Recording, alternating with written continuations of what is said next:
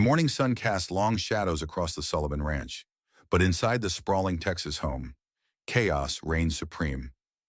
Marcus Sullivan stood in his kitchen, staring at what could generously be called scrambled eggs, but looked more like yellow concrete mixed with charcoal. Smoke drifted from the pan, while 7 children thundered down the stairs like a stampede of wild horses. "Dad, the eggs are burning again," Sarah called out, her 14-year-old voice carrying the weight of someone far older. She rushed to turn off the burner while simultaneously braiding 10-year-old Emma's hair with practiced efficiency. "I'm not eating that," Tyler announced, slouching into the kitchen in yesterday's clothes.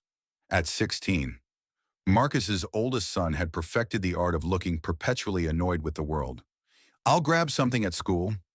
"You'll eat what's here," Marcus replied automatically, though he couldn't blame the boy. The eggs did look inedible. 6-year-old Lily tugged at her father's worn jeans. "Daddy, when is Mommy coming back to make pancakes?" The question hit Marcus like a physical blow, same as it did every time. 3 years. It had been 3 years since Beth lost her battle with cancer, and Lily still asked.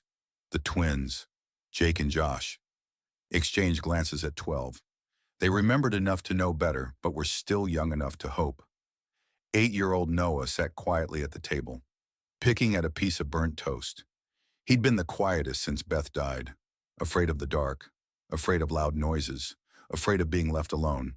Sometimes Marcus caught him staring at empty spaces, as if waiting for his mother to materialize. "Mom's not coming back." "Lily," Emma whispered gently, her artist's eyes holding too much understanding for someone her age. "Remember, she's in heaven now." Sarah clapped her hands sharply. "All right, everyone grab cereal. Bus comes in 10 minutes. She moved with military precision, the unofficial mother of the household, and Marcus felt the familiar stab of guilt. No 14-year-old should have to be this responsible, as the children scattered to gather backpacks and shoes. Marcus leaned against the counter, overwhelmed by the simple act of starting another day. The ranch that had once echoed with laughter now felt cavernous, filled with the ghosts of family dinners and birthday celebrations that Beth had orchestrated with effortless grace. His phone buzzed with a text from his foreman. "North fence needs repair. Cattle got out again." Marcus rubbed his temples. Between the ranch, 7 kids, and the constant struggle to keep food on the table without poisoning anyone, he was drowning. That's when he saw the note stuck to the refrigerator in Sarah's careful handwriting. "Dad, we need help. Please." That evening, after another disaster involving what was supposed to be spaghetti but resembled rubber bands and red paint, Marcus sat at his computer. The house was finally quiet. Children bathed and in bed, though he could hear Lily crying softly for her mother and Noah's muffled sobs from his room. He stared at the blank Craigslist posting for a long time before typing, "Cook needed. Part-time position for large family. 7 children, ages 6 to 16. Must be patient, experienced, and comfortable with chaos. Ranch setting outside Austin. References required. Competitive pay. Start immediately." His finger hovered over the post button. Admitting he needed help felt like admitting failure. But Beth's voice seemed to whisper in his memory. "Pride never fed a hungry child. Marcus." He clicked post. The responses came quickly. Too quickly. Most applicants hung up after hearing 7 children. Others quoted prices that would require him to sell the ranch. One particularly memorable caller asked if the position came with hazard pay. Marcus was about to delete the posting when his phone rang at 8 p.m. on a Tuesday. "Mr. Sullivan, this is Elena Rodriguez. I'm calling about the cooking position." Her voice was steady, professional, with the faintest trace of a Spanish accent that reminded him of warm evenings and gentle laughter. For some reason, it made him think of Beth. 7 kids, he said bluntly, his standard opener designed to scare away the weak-hearted. "I saw that in the posting. Youngest is 6, oldest is 16, and thinks he knows everything." 16-year-olds usually do. Marcus paused. Most callers had hung up by now. "They're not easy. Lost their mother 3 years ago. They don't warm up to people." "Neither do most good things," Elena replied quietly. "They take time. Something in her tone made Marcus sit up straighter. You have experience with kids. A pause. I have experience with grief. The honesty in those 5 words told Marcus more than any resume could. Can you start tomorrow 3 to 7 p.m. to begin with? I'll be there. She hung up before he could ask for references, previous employment, or any of the standard questions. Somehow. He didn't care. The next afternoon, Marcus found himself pacing the kitchen like an expectant father. The children would be home from school soon, and he had no idea what to expect from this Elena Rodriguez. Would she take one look at the chaos and flee? Would the kids be horrible to her? Would Tyler say something deliberately cruel? At exactly 3 p.m., a soft knock came at the back door. Marcus opened it to find a woman in her late 30s with dark hair pulled back in a simple ponytail and eyes the color of coffee. She wore jeans, a simple white blouse, and carried a worn leather bag that looked like it had seen many kitchens. Mr. Sullivan, I'm Elena. Marcus, he corrected, stepping aside. Come in. She entered with quiet confidence, her gaze taking in the kitchen without judgment. Marcus watched her notice the pile of dishes in the sink, the blackened pan still sitting on the stove from his morning egg disaster, the children's artwork covering every inch of the refrigerator. Nice space, she said, and meant it. Good light, plenty of room. When do the children get home? Any minute now. Fair warning, they're going to test you. Elena smiled, and Marcus felt something shift in his chest. Good. I'd be worried if they didn't. As if summoned by their conversation, the sound of the school bus rumbled up the drive. Car doors slammed. Voices rose in argument, and the cavalry charge of 7 pairs of feet thundered up the porch steps. Remember, Marcus said quickly, Tyler's the oldest and angriest.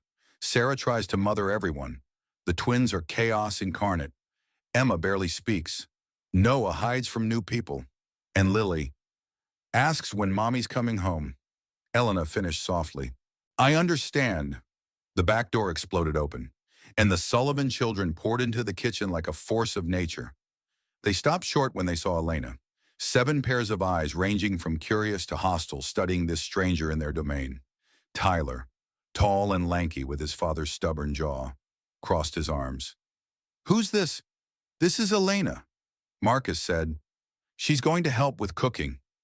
We don't need help, Tyler shot back. We're fine. Sarah, ever the diplomat, stepped forward. I'm Sarah. Thank you for coming. But her eyes remained wary, protective. The twins, Jake and Josh, identical except for a small scar above Jake's left eyebrow, whispered to each other in their secret language.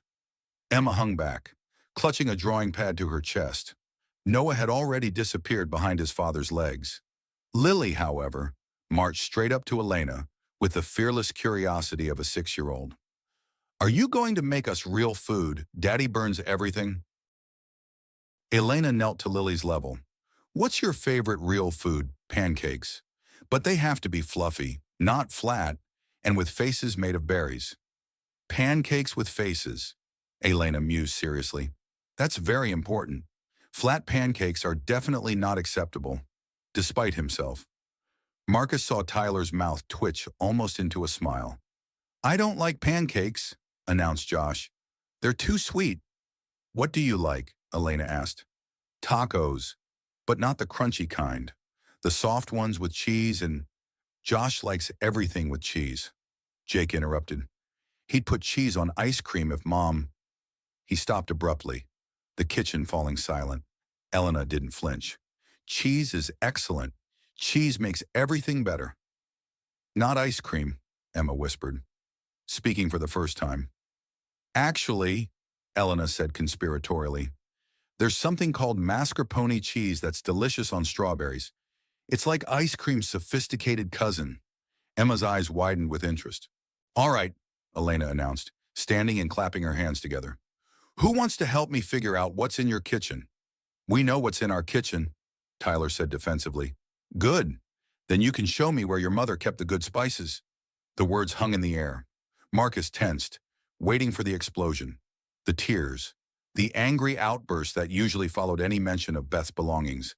Instead, Sarah stepped forward. Mom kept them in the cabinet above the stove. She said height kept them away from little hands but close to the cooking. Elena nodded approvingly. Smart woman. High heat ruins most spices. May I? Sarah hesitated, then nodded. Elena opened the cabinet to reveal neat rows of spice jars, many untouched since Beth's death. She selected a few, opened them, and inhaled deeply. These are beautiful. Someone who collected spices like this knew how to cook with love. Mom taught herself, Sarah said quietly. She said cooking was like painting, but you could eat the art. She was right. Elena pulled down oregano, cumin, paprika. Tonight, we're going to paint with flavors. Who wants to help? Before Marcus knew it. All 7 children were crowded around Elena as she examined the contents of the refrigerator and pantry. Even Tyler had gravitated closer, though he maintained his mask of indifference. We have chicken, rice, some vegetables that have seen better days, Elena muttered. Jake, Josh, how do you feel about helping me cut vegetables? I'm Jake, said Josh. I'm Josh, said Jake. Elena looked between them seriously. Let me guess. You two switched names to confuse people. The twins grinned. Busted. Good. I like people who keep me on my toes. Jake, she pointed to the real Jake. You're on carrot duty. Josh, peppers. Sarah, can you show me where your mother kept the rice, Emma? I need someone with an artistic eye to arrange the chicken in this pan. Noah. She looked around, finding him still hiding behind Marcus. Noah, I have a very important job for you. The 8-year-old peeked out, curious despite his shyness. I need someone to taste everything and tell me if it needs more love. How do you taste love? Lily asked. That's the secret, Elena said, winking.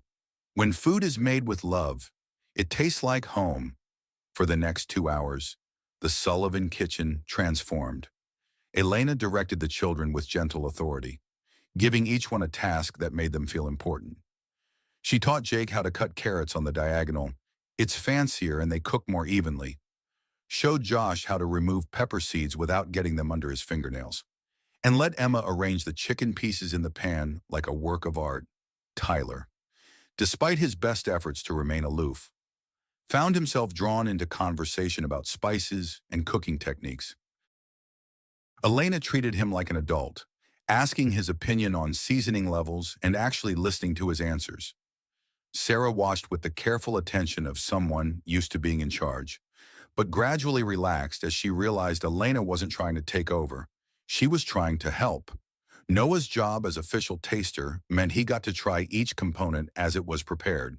Soon he was giggling as Elena dramatically presented him with a spoonful of rice to test, complete with formal announcement, the court taster will now determine if the royal rice requires additional salt.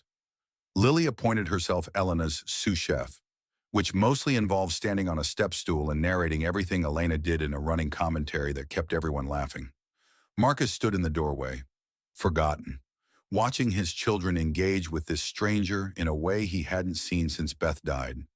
They were laughing, actually laughing. When was the last time he'd heard genuine laughter in this house? The smells emanating from the stove were rich and complex cumin and paprika, sauté onions, fresh herbs. It smelled like the home he remembered, before grief had moved in and taken up residence in every corner. Daddy, Lily called out. Elena says you have to set the table because you're the dad and dads have to help too. Is that so? Marcus raised an eyebrow at Elena, who shrugged innocently. Family meals are team efforts, she said. Everyone contributes. As Marcus pulled plates from the cabinet, the good ones, he noticed. The ones they hadn't used since Beth's last birthday, Elena quietly orchestrated the final preparations. The chicken emerged from the oven golden and aromatic. The rice was perfectly fluffy, and the vegetables still had that perfect crisp, tender bite. All right, everyone wash hands, Elena announced. It's time to eat. They gathered around the table that had sat mostly empty for 3 years. 7 children and 1 bewildered father watching as Elena served up plates of food that looked and smelled like something from a restaurant. But more than that, it felt ceremonial, important, like something worth gathering for. Marcus took his first bite and nearly groaned with pleasure. The chicken was perfectly seasoned, the rice fragrant with saffron and herbs, the vegetables bright and flavorful. But beyond the technical excellence, there was something else, a warmth, a comfort that he'd forgotten food could provide. "This is real food," Lily announced solemnly. "Mom would have liked this," Emma whispered, and instead of the usual uncomfortable silence that followed any mention of Beth, the children nodded in agreement. "Tell me about your mom's cooking," Elena said gently. "What was her specialty?" Sarah looked to Marcus, who nodded encouragement. "She made the best Sunday breakfast," Sarah began. "Pancakes with berries arranged in smiley faces, bacon that was perfectly crispy, fresh orange juice. She sang while she cooked," Josh added. "Always off-key, but she didn't care. Remember her chocolate chip cookies?" Jake chimed in. "She put sea salt on top, and Tyler always said it was weird until he tried them." Tyler, caught off guard by being mentioned, blushed slightly. "They were pretty good," he admitted. "She made soup when we were sick," Noah offered quietly. "Chicken soup that made everything better. And birthday cakes," Emma added. "She never used a mix, always from scratch, and she let us help stir." Elena listened to each memory with complete attention, nodding and asking gentle questions that drew out more stories. Marcus watched in amazement as his children, who rarely talked about their mother anymore, shared memory after memory, their faces bright with recollection rather than shadowed with grief. "She sounds like she was an amazing cook," Elena said when the stories wound down. "And an amazing mother." "She was," Marcus said quietly. I can't cook like she did." "You don't have to," Elena replied. "Every cook is different. Every meal tells a different story." After dinner, Elena insisted on teaching the children to clean as they went. A good cook always cleans their workspace, and soon the kitchen was spotless, the dishwasher humming, and 7 children with full bellies and bright eyes. "Will you come back tomorrow?" Lily asked, wrapping her arms around Elena's waist. Elena looked to Marcus, who nodded perhaps too eagerly. "I'll be here." As Elena gathered her things to leave, Marcus walked her to the door. The evening air was soft and warm, filled with the sounds of crickets and the distant lowing of cattle. "Thank you," Marcus said. "I don't know what you did in there, but—" "I just cooked dinner," Elena replied.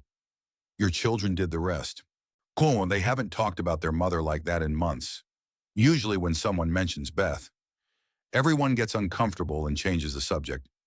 Elena was quiet for a moment, studying the stars beginning to appear in the darkening sky. "Grief is like a wound," she said finally. "If you keep it covered and never let it breathe, it festers. Sometimes the best thing you can do is let it have some air." Marcus looked at her more closely. "You sound like you know something about grief." "Everyone does, in their own way." Elena's voice was soft, distant. "I'll see you tomorrow." "Marcus?" She walked to her car, an older Honda with a dent in the driver's side door, and drove away, leaving Marcus standing on his porch wondering what exactly had just happened to his family. Inside, he found the children getting ready for bed without the usual fights, complaints, or negotiations. Sarah was helping Lily brush her teeth. The twins were actually putting their clothes in the hamper, and Tyler was reading to Noah something that hadn't happened in over a year. "Dad?" Emma appeared at his elbow, clutching her drawing pad. "I drew something." She opened the pad to reveal a picture of their dinner table, all 8 of them sitting around it, with detailed depictions of the food Elena had prepared. In the corner, barely visible unless you knew to look for it, was a gentle figure with angel wings watching over them all. "It's beautiful, sweetheart," Marcus said, his throat tight. "Elena's nice." Emma said simply, "Mom would like her." As Marcus tucked his youngest daughter into bed that night, Lily looked up at him with serious eyes. "Daddy, I think the pretty lady with the nice food might stay." "Would you like that?" Marcus asked. Lily considered this with 6-year-old gravity. "Yes, but not to be my new mommy, just to be Elena." Out of the mouths of babes, Marcus thought, just to be Elena. Maybe that was exactly what they all needed. The next morning brought the usual chaos. Tyler couldn't find his football cleats. The twins had forgotten about a science project due that day. Sarah was stressed about a Spanish test. Emma couldn't locate her favorite drawing pencils. Noah had bad dreams and climbed into Marcus's bed at 3 a.m. And Lily insisted on wearing her tutu to school because it was Fancy Tuesday. Marcus was contemplating the benefits of boarding school for all 7 children when Elena knocked on the kitchen door at 7:30 a.m. "You're early," Marcus said. Opening the door, she carried 2 large thermal bags and wore an apron that read, "Kiss the Cook," in faded letters. "I thought I'd make breakfast," Elena said. "If that's okay." Marcus stepped aside wordlessly. He'd been attempting scrambled eggs again, with predictably disastrous results. Elena unpacked her bags efficiently fresh fruit, yogurt, what appeared to be homemade muffins, and ingredients for what looked like it might become pancakes. Real pancakes. "Elena!" Lily's delighted shriek came from the stairs, followed by the thunder of 6 other pairs of feet racing to the kitchen. "Good morning, my helpers," Elena said warmly. "Who wants to help me make the most important meal of the day?" "Breakfast is the most important meal," Sarah recited automatically.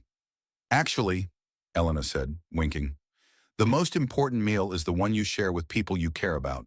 Breakfast, lunch, dinner doesn't matter. It's about being together." She had them organized in minutes, Sarah in charge of fruit salad, the twins measuring flour for pancakes, Emma arranging muffins on a platter like a flower garden, Noah setting the table with extra care, and Lily narrating the entire process in her running commentary style. Tyler, who had entered the kitchen with his usual scowl, found himself reluctantly drawn into conversation about the chemistry of pancake batter. Elena explained how the baking powder created bubbles that made the pancakes fluffy, and why you couldn't overmix the batter. "It's like life," she said, folding the wet ingredients into the dry with practiced ease. "Sometimes the best results come from knowing when to stop trying so hard." Marcus watched Tyler actually nod thoughtfully at this observation. The pancakes that emerged from Elena's careful attention were perfect fluffy, golden, and sized just right for small hands. She showed Lily how to use berries to make faces, creating a dozen different expressions that had all the children giggling. "This one looks like Tyler when he's grumpy," Josh announced, pointing to a pancake with a distinctly frowning blueberry mouth. "It does not," Tyler protested, but he was fighting a smile. Elena had also produced real maple syrup, fresh butter, and what she called fancy orange juice, fresh squeezed with just a hint of vanilla, as the family sat around the table. Marcus marveled at the difference 24 hours could make. His children were talking over each other in their eagerness to share plans for the day, asking Elena questions about cooking, making jokes, and actually eating a complete breakfast instead of grabbing granola bars on their way out the door. "Elena," Noah said quietly, "could you teach me to make pancakes for Father's Day?" Marcus felt his heart skip. Father's Day was still months away, but Noah was already planning ahead, thinking about giving instead of just receiving. "Of course," Elena said. "It'll be our special project." "I want to learn too," Emma added. "I could draw the recipe so we don't forget." "Can we have a cooking class?" Lily asked excitedly. "Like in a real school, but just for food?" Elena looked to Marcus, who found himself nodding. "I think that sounds like a wonderful idea." After the children left for school on time, with full bellies and lunch boxes packed with leftover muffins, Marcus lingered in the kitchen while Elena cleaned up. "You don't have to do the dishes," he said. "That's not what I'm paying you for." "What are you paying me for?" Elena asked, genuinely curious. Marcus considered this. "I thought I was hiring someone to cook, but I think what I really needed was someone to help my family remember how to be a family." Elena paused in her wiping of the counter. "They never forgot. They just needed permission to remember." "What made you want to do this work, cooking for other people's families?" Elena was quiet for a long moment, her hands stilling on the dish towel. "I used to have a family of my own," she said finally. "My daughter used to help me cook. She had opinions about everything: too much salt, Not enough cheese. Why can't we have dessert for breakfast? Elena smiled, but it was edged with sadness. Afterward, I couldn't cook for just myself anymore. Food is meant to be shared. Marcus waited, sensing there was more to the story, but Elena turned back to the counter. The moment of vulnerability passed. I should go, she said. I have some errands to run before this afternoon. Elena, Marcus called as she reached the door. Thank you. For whatever you're doing here. Whatever this is, thank you. She smiled, and this time it reached her eyes. Thank you for letting me be part of it. After she left, Marcus found himself staring at the kitchen table, still set with cheerful placemats and the lingering scent of maple syrup and fresh coffee. For the first time in 3 years, his house felt like a home again. That afternoon, Elena returned as promised, and the pattern continued. She approached each child with patience and genuine interest, drawing them out of their shells with gentle questions and shared tasks. Tyler, resistant to authority figures since his mother's death, found himself actually listening to Elena's stories about working in restaurant kitchens. Sarah, who'd shouldered responsibility far beyond her years, began to relax as Elena took charge of meal planning and preparation. The twins discovered that Elena could keep up with their rapid-fire conversation and didn't get confused when they switched identities. Emma showed Elena her drawings, including several depicting elaborate meals she'd imagined. Noah began speaking up more, sharing his opinions about flavors and textures, and Lily had adopted Elena as her new best friend, following her around the kitchen and chattering constantly about everything from her day at school to her theories about why cats don't like baths. But it was during the 3rd week that Marcus began to notice something else. He'd come in from the ranch early to find Elena standing at the kitchen window, motionless, staring out at the pasture beyond. In her hands was a wooden spoon she'd been using to stir something on the stove, but she seemed to have forgotten about it entirely. Elena, Marcus said softly. She startled, turning toward him with eyes that looked momentarily lost. Oh, I didn't hear you come in. Everything okay? Of course, just thinking. But her smile was forced, and Marcus caught something in her expression that reminded him of his own reflection in the months after Beth died, that look of someone trying to hold themselves together through sheer willpower. That evening, after the children were in bed, Marcus found Elena in the kitchen again, mechanically washing dishes that were already clean. The kids are asleep, he said gently. You can go home. Elena looked down at the plate in her hands as if surprised to find it there. Right, of course. Elena, are you sure you're okay? You seem… I'm fine, she said quickly. Too quickly. Just tired. But as she gathered her things to leave, Marcus noticed her hands were shaking slightly. Whatever Elena Rodriguez was carrying, it was heavier than she was letting on. The next day brought unseasonably cold weather for Texas in October. And with it, 8-year-old Noah's first asthma attack in over a year. Marcus was in the barn when his phone rang. Sarah's panicked voice on the other end. Dad, come quick. Noah can't breathe. He'd never run so fast in his life, arriving at the house to find Elena on her knees beside Noah, who was wheezing and gasping on the kitchen floor. The other children stood in a terrified circle, Lily crying, Emma holding her drawing pad like a shield. When did it start? Marcus asked, grabbing Noah's inhaler from the emergency kit. 5 minutes ago, Elena said calmly, though her face was pale. He was fine. Then he started coughing. Then this. I called 911. They're on their way. Marcus administered the inhaler while Elena kept Noah calm, speaking to him in low, soothing tones. You're okay, sweetheart. Just breathe with me. In and out. In and out. The paramedics arrived within minutes, and while they worked, Elena gathered the other children in the living room, distracting them with stories and keeping them calm while their world tilted on its axis once again. At the hospital, Noah recovered quickly once he was on oxygen and proper medication. The doctor explained it was likely triggered by the weather change combined with stress, new routines. New people, even positive changes, could sometimes overwhelm a sensitive child's system.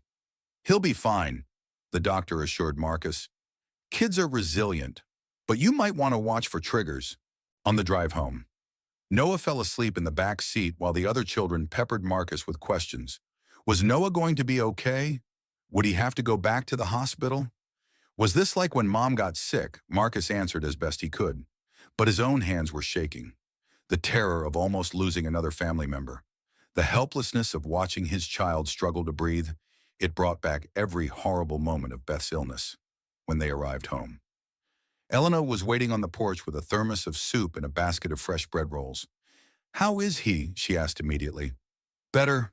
Sleeping." Marcus carried Noah upstairs while the other children gathered around Elena, seeking comfort in her calm presence. Later, after Noah was settled in bed and the other children had been reassured and tucked in, Marcus found Elena in the kitchen, preparing what looked like enough soup to feed an army. "You don't have to do all this," he said. "I'm sure you want to go home and actually," Elena interrupted, "I was wondering if I could stay tonight, on the couch, in case Noah needs anything, or if the other kids have nightmares about today." Marcus looked at her more closely. Her hands were steady now, her voice calm, but there was something in her eyes, a depth of understanding that spoke of experience with trauma, with loss, with the terrible fragility of life. "You don't have to do that," he said softly. "I know," Elena replied. "I want to." That night, Marcus woke several times to check on Noah, and each time he found Elena already there, sitting quietly in the chair beside Noah's bed, or in the hallway checking on the other children, or downstairs making tea for anyone who couldn't sleep. She moved through his house like a guardian angel, anticipating needs before they were voiced, providing comfort without being asked. When Lily woke crying from a nightmare about Noah disappearing, Elena was there with warm milk and a gentle song. When Tyler, tough 16-year-old Tyler, crept downstairs at 2 a.m. because he couldn't stop thinking about losing another family member, Elena made him a grilled cheese sandwich and let him talk through his fears without judgment. In the morning, Marcus found Elena asleep on the couch, still wearing yesterday's clothes, her face peaceful but shadowed with exhaustion. On the coffee table beside her was a notebook, open to a page covered with what looked like recipes, but written in a child's handwriting. As Marcus leaned closer to look, Elena stirred and woke. "Sorry," she said, sitting up quickly and closing the notebook. "I didn't mean to fall asleep." "Don't apologize. You've been taking care of my family all night." Marcus sat down across from her. "Elena, can I ask you something?" She nodded, though her posture tensed slightly. "Yesterday, when Noah couldn't breathe, you knew exactly what to do. You stayed calm. You called 911. You helped the other kids. Most people would have panicked." Elena was quiet for a long moment. "I've been in emergencies before. With your own children." The question hung in the air between them. Elena's hands tightened on the closed notebook, and Marcus saw her struggle with how much to reveal. "I had a daughter," she said finally, her voice barely above a whisper. "Sophia. She would have been 10 now." Marcus felt his chest tighten. "Would have been. She died 2 years ago. Car accident." Elena's voice was steady, but her knuckles were white where she gripped the notebook. "My husband, too." The words hit Marcus like a physical blow. This woman who had brought such life and warmth into his home, who had helped his children heal and laugh again, was carrying her own devastating loss. "Elena, I'm so sorry. I had no idea. It's not something I talk about." She looked down at the notebook. This was hers, Sophia's recipe notebook. She used to help me cook, and she'd write down her own versions of recipes, usually involving way too much chocolate and not nearly enough vegetables. "Is that why you're here with us?" Elena met his eyes, and in them, Marcus saw a pain that mirrored his own. "I couldn't cook anymore. After, food was something we shared, something we made together. Cooking for just myself felt empty, but cooking for your family, watching your children enjoy meals and learn and laugh, it helps. It makes the cooking feel meaningful again." Marcus reached across the space between them and gently covered her hands with his. "You don't have to carry that alone anymore." Elena looked at their joined hands, and for a moment Marcus thought she might pull away, Instead, she turned her palms up and squeezed his fingers. "Thank you," she whispered.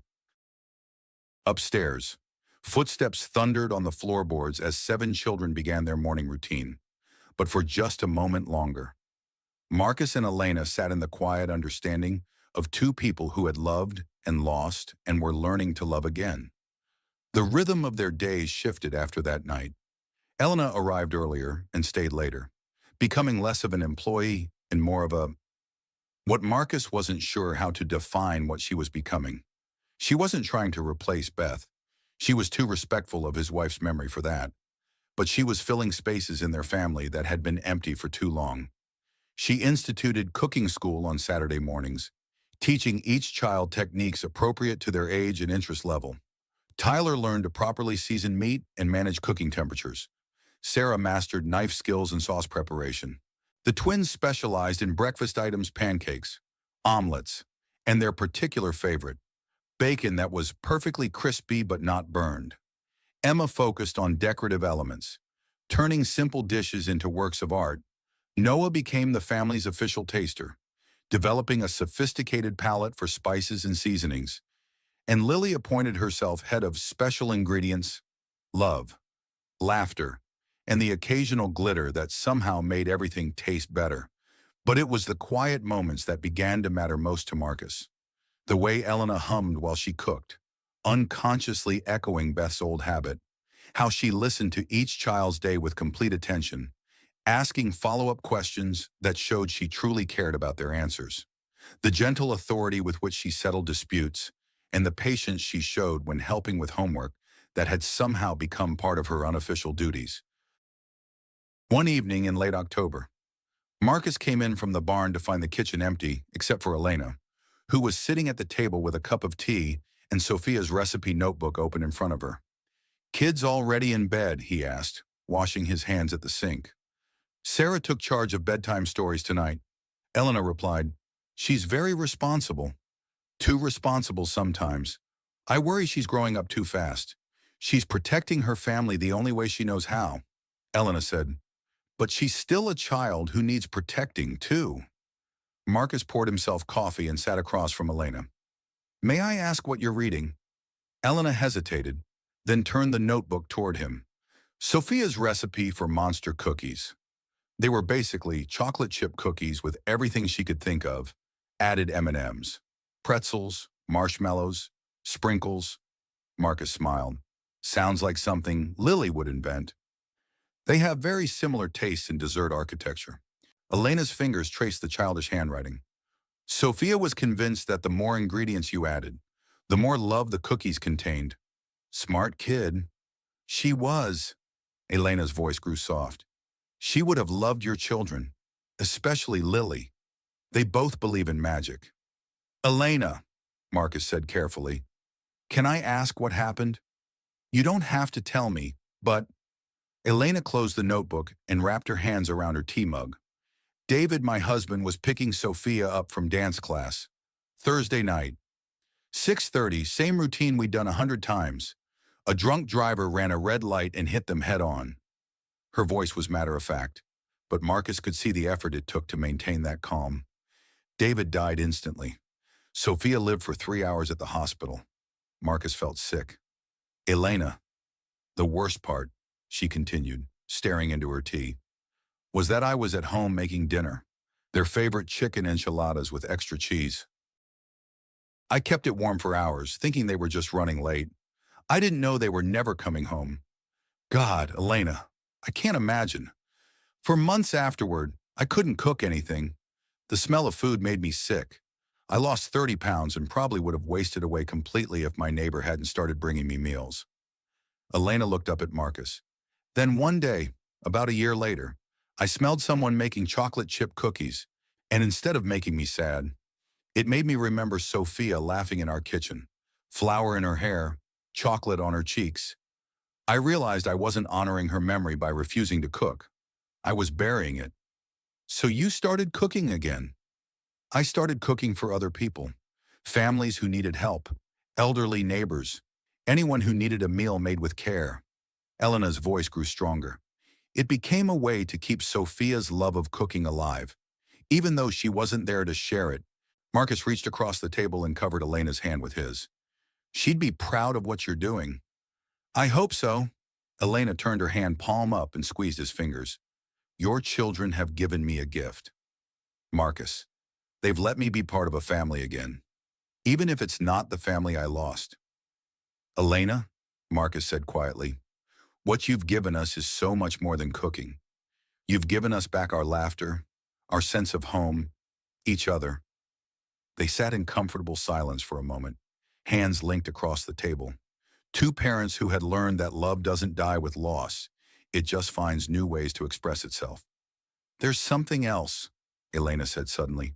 Something I haven't told you. Marcus waited, sensing this was important. I knew your wife, Elena said quietly. Not well, but I knew her. Marcus felt the world tilt slightly. What? About 5 years ago, I taught cooking classes at the community center downtown. Beth signed up for one of my beginner courses.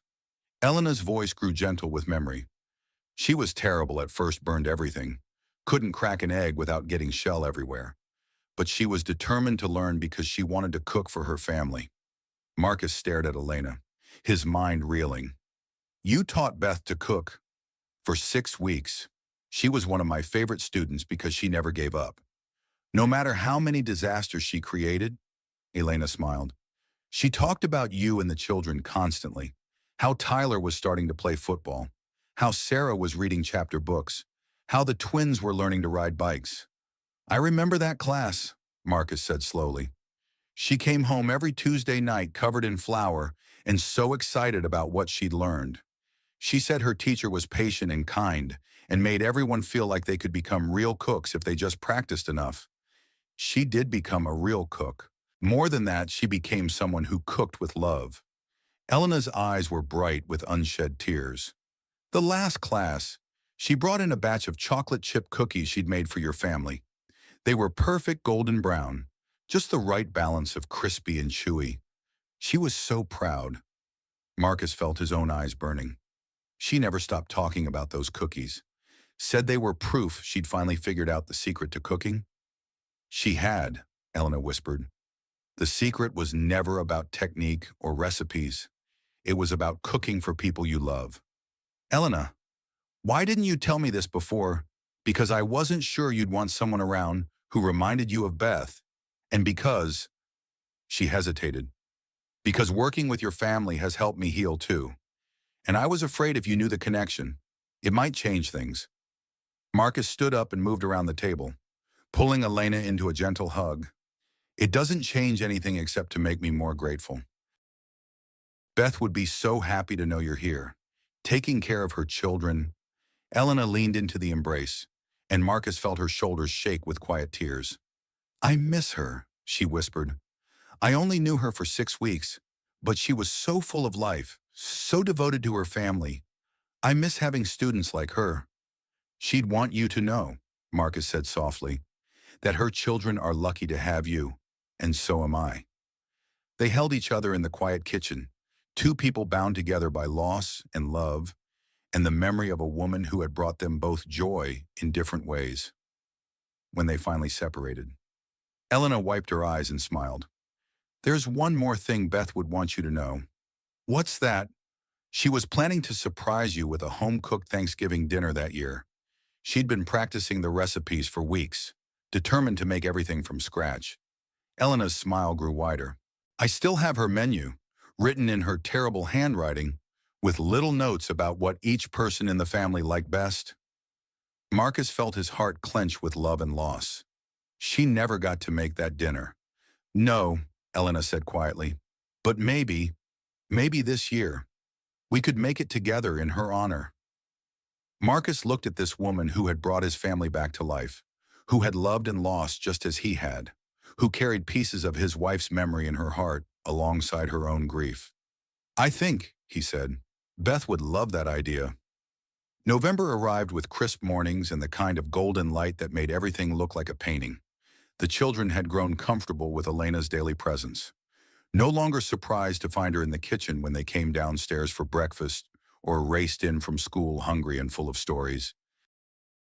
Marcus had grown comfortable with something else entirely: the way his heart sped up when Elena smiled, the way he found excuses to linger in the kitchen while she cooked, the way her laughter could lift his mood even after the most difficult day on the ranch. He was falling in love with her, and it terrified him. Not because he felt guilty about Beth in quiet moments. He could almost feel his wife's approval, her gentle encouragement to open his heart again. But because Elena had become so integral to his family's happiness that the thought of losing her felt like tempting fate. The children, with the uncanny perception of young people, had begun to notice the way their father's eyes followed Elena around the kitchen, the way he smiled more readily when she was near, the way he'd started wearing his good shirts even for everyday dinners. "Dad likes Elena," Lily announced one Saturday morning with 6-year-old directness. "Lily?" Sarah hissed, glancing toward the kitchen where Elena was making pancakes and Marcus was supposedly reading the newspaper. "What he does. He gets all smiley when she talks to him." "Elena's nice," Emma offered quietly. "I hope she stays forever." "People don't stay forever," Tyler said with 16-year-old cynicism, but his voice lacked its usual sharp edge. Even he had softened under Elena's patient influence. "Some people do," Noah said thoughtfully, "if they love each other enough." The twins, as usual, spoke in unison. "Do you think Dad will marry Elena?" "Boys!" Sarah's mortification was complete, but the question hung in the air like a challenge. In the kitchen, Elena had gone very still at the stove, and Marcus had abandoned all pretense of reading the newspaper. They looked at each other across the space that had become so familiar, so comfortable, so fraught with possibility. "Kid," Marcus called out, "why don't you go get dressed? We need to feed the horses before lunch." The children scattered with unusual speed, and suddenly Marcus and Elena were alone with the weight of overheard conversations and unspoken feelings. "I should apologize for them," Marcus said. "They don't have much of a filter." "Children usually don't," Elena replied, turning back to the pancakes. "It's not always a bad thing." "Elena," Marcus stood up, moved toward her, then stopped, uncertain. "What are we doing here?" She set down her spatula and turned to face him fully. "I don't know," she admitted. "I know what I was hired to do, and I know what this has become, but I don't know what we call it." "What has it become?" Elena was quiet for a long moment, studying his face. "Something I wasn't looking for but somehow needed." Marcus stepped closer. "I need to tell you something. I'm falling in love with you, and it scares the hell out of me." "Cool. Why does it scare you?" "Because I can't lose anyone else. Because my children need you. And if something happened, if you left—" "Marcus," Elena said softly, reaching up to touch his cheek, "I'm not going anywhere." "You can't promise that. Nobody can." "You're right," she agreed. "But I can promise that I won't leave by choice. I can promise that what I feel for you, for your children, for this family, it's real. It's not about replacing what you lost or what I lost. It's about building something new." Marcus covered her hand with his own, leaning into her touch. "What do you feel?" "I feel like I found my way home," Elena whispered. "I feel like Sophia led me here, to this family that needed healing, to these children who needed love, to you." "Elena, I love you. Marcus, I love your children. I love the life we've built together, even if we never planned it." Marcus kissed her then, soft and gentle, full of promise and hope, and the kind of love that grows from shared meals and quiet conversations and the daily choice to care for each other. When they broke apart, Elena smiled. "Your children are going to be insufferable about this." "Completely insufferable," Marcus agreed. "Lily will probably plan our wedding before lunch." "Our wedding?" Elena raised an eyebrow. Marcus felt his cheeks heat. "I mean, hypothetically, if we were someday." Elena silenced him with another kiss. "I love you too, you rambling cowboy." From the stairway came the sound of muffled cheering and what sounded suspiciously like Tyler saying, "Finally, we have an audience," Elena murmured against Marcus's lips. Let them watch. Marcus replied, they're part of this too. And indeed, when they turned toward the doorway, 7 faces were peeked around the corner in various states of delight and triumph. Are you getting married? Lily demanded, bouncing on her toes. Are we moving too fast? Sarah asked, ever the responsible one. Will Elena be our stepmom? The twins wanted to know. Can we call you Mom now? Noah asked Elena directly. Elena looked at Marcus, then at the children who had become hers in every way that mattered. How about we start with yes, we love each other, and figure out the rest as we go? That's very wise, Emma said solemnly. Love is complicated. Where did you learn that, sweetheart? Marcus asked. Emma shrugged. From watching you and Elena. You've been in love for weeks. You just didn't know it yet. The adults looked at each other and burst out laughing. Leave it to a 10-year-old to put everything in perspective. Thanksgiving morning dawned clear and cold, with frost covering the pastures and the kind of crystalline light that made everything look like it had been touched by magic. Marcus woke early, as was his habit, and lay in bed listening to the sounds of his house coming alive. In the kitchen, he could hear Elena moving around, beginning preparations for the feast she'd been planning for weeks. The menu was ambitious turkey with cornbread stuffing, mashed potatoes with real cream, green bean casserole, homemade cranberry sauce, sweet potato souffle, and 3 different pies for dessert. But more than that, it was Beth's menu, the one she'd planned 5 years ago and never got to make. Elena had found the original list in Beth's cookbook, written in her careful handwriting with little notes about each family member's preferences. Tyler likes extra gravy, the note read. Sarah prefers sweet potatoes to regular. The twins will only eat green beans if they're hidden in casserole. Emma loves cranberry sauce shaped like a can. Noah needs everything to be the right temperature. Lily wants to help with everything. At the bottom, in Beth's flowing script, for my family with all my love. Marcus had cried when Elena showed him the list, overwhelmed by this gift from his wife's past and grateful beyond words that Elena wanted to honor it. Downstairs, he found Elena already deep in preparation, her hair pulled back and an apron tied around her waist. The kitchen smelled like sage and butter and the promise of a feast. How can I help? Marcus asked, kissing her cheek. Check on the turkey in an hour. Other than that, just keep the children from getting under my feet, Elena replied, smiling at him over a bowl of stuffing. They're going to want to help. I know, that's why I made a list of age-appropriate jobs. Lily gets to arrange dinner rolls in a basket. Noah can taste test everything. Emma's in charge of making place cards. The twins are on table-setting duty. Sarah can help with the gravy. And Tyler gets to carve the turkey with his old man. Marcus finished. He'll like that. I thought he might. The morning progressed in a symphony of controlled chaos. The children rotated through the kitchen in shifts, each contributing to the meal in their own way. Lily took her dinner roll arrangement very seriously, creating elaborate patterns that she insisted told the story of their family. Noah proved to be an excellent taste tester, offering detailed critiques of seasoning levels.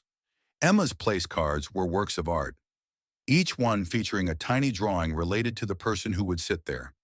The twins managed to set the table without breaking anything, a minor miracle that Elena attributed to the calming influence of good food smells. Sarah proved adept at gravy making, following Elena's patient instructions with the seriousness of a chemistry student, and Tyler, surprising everyone, asked Elena to teach him how to properly sharpen the carving knife. Mom always said a sharp knife was safer than a dull one, he explained, his voice casual but his eyes serious. Your mom was right, Elena agreed. About a lot of things. Yeah, Tyler said quietly. She was. By early afternoon, the feast was ready. The turkey emerged from the oven golden and perfect. The side dishes were warming in their appointed serving bowls, and the dining room table had been extended with leaves that hadn't been used in years to accommodate not just the Sullivan family, but also Paul Kirshner and his wife Marie, who had become like grandparents to the children, and Elena's neighbor Mrs. Chen, who would have otherwise spent the holiday alone, as they gathered around the table. Marcus looked at the faces surrounding him, his 7 children, glowing with happiness and full bellies in anticipation. Elena, radiant with the satisfaction of a meal well prepared. Their friends, grateful to be included in this celebration of family and abundance. Who wants to say grace? Marcus asked, a tradition they'd maintain even through the darkest days after Beth's death. I will, Elena said quietly. She reached for Marcus's hand on one side and Lily's on the other, and the circle completed itself around the table. Dear God, Elena began, her voice clear and warm. Thank you for this meal, prepared with love and shared with gratitude. Thank you for this family, which has shown me that healing is possible and that love multiplies when it's shared. Thank you for Beth, whose recipes and whose love still nourish this family. And thank you for second chances, for full tables, and for the reminder that the most important ingredient in any meal is the love with which it's made. Amen. Amen, the table echoed, and Marcus felt his heart swell with gratitude so intense it almost hurt. The meal was everything Elena had promised and more. The turkey was perfectly seasoned and moist, the stuffing rich with herbs and cornbread, the mashed potatoes fluffy enough to make Lily sigh with pleasure. Every dish was a testament to Elena's skill and care. But more than that, they were a testament to Beth's love for her family, preserved in her carefully written notes, and Elena's love, expressed through hours of patient preparation. As they ate, conversation flowed easily around the table. Paul told stories about Marcus as a young man just starting the ranch. Marie shared memories of Beth's determined efforts to master cooking. Mrs. Chen described Thanksgivings in China and how grateful she was to be included in this American tradition. The children chattered about school and friends and plans for Christmas, their voices bright with contentment. Tyler, who had been sullen and angry for so long, actually laughed at one of Josh's terrible jokes. Sarah, free from her usual caretaking duties, allowed herself to be silly with the twins. Emma showed Mrs. Chen her latest drawings, explaining in detail the symbolism behind each color choice. Noah proclaimed each dish the best thing ever, with the enthusiasm of someone discovering good food for the first time, and Lily provided running commentary on everything, her 6-year-old observations keeping the entire table entertained. Marcus watched it all with wonder, hardly able to believe this was his life, his family, his table, a year ago. Thanksgiving had been a subdued affair, takeout turkey from the grocery store, minimal conversation, everyone going through the motions of gratitude while feeling mostly numb. This year felt like a resurrection after the main course. As Elena and Sarah cleared plates and brought out the parade of desserts, pumpkin pie, pecan pie, and apple crisp with vanilla ice cream, Marcus stood up. I'd like to say something, he announced, and the table quieted. A year ago, I wasn't sure we'd make it to this Thanksgiving, not because of any external threat, but because we were lost. We were 7 people living in the same house, but not really living together. Not really connected to each other or to the idea that life could be good again. Marcus's voice grew stronger as he continued. Elena, you came into our lives to cook for us, but you did so much more than that. You taught us that healing is possible, that families can be rebuilt, that love doesn't end when someone dies, it just makes room for new love to grow alongside it. He turned to his children. You 7 have shown me that resilience is real, that children can teach adults as much as adults teach children, and that laughter really is the best medicine for almost anything. Finally, he looked around the table at their guests. And to our friends, who have supported us through the hard times and are here to celebrate the good ones, thank you for reminding us that family isn't just about blood. It's about choosing to show up for each other, again and again. Marcus raised his glass of apple cider. To Beth, who started this family and whose love still guides us. To Elena, who helped us find our way back to each other. To all of us, for having the courage to believe in second chances. And to this table, which has become the heart of our home again. Cheers, the table responded, glasses clinking, voices raised in celebration, as the evening wound down and their guests prepared to leave. Marcus found Elena in the kitchen, washing dishes despite protest from everyone else that she'd done enough. Thank you, he said simply. For what? For giving us back our traditions? for honoring Beth's memory while making new memories, for loving us. Elena dried her hands and turned to face him. Marcus, I need to tell you something. Okay. She reached into her apron pocket and pulled out a small velvet box. I've been carrying this around for 2 weeks, waiting for the right moment. Marcus stared at the box, his heart pounding. Elena, I know it's unconventional for the woman to propose, but nothing about our relationship has been conventional. Elena's voice was steady, but her hands trembled slightly.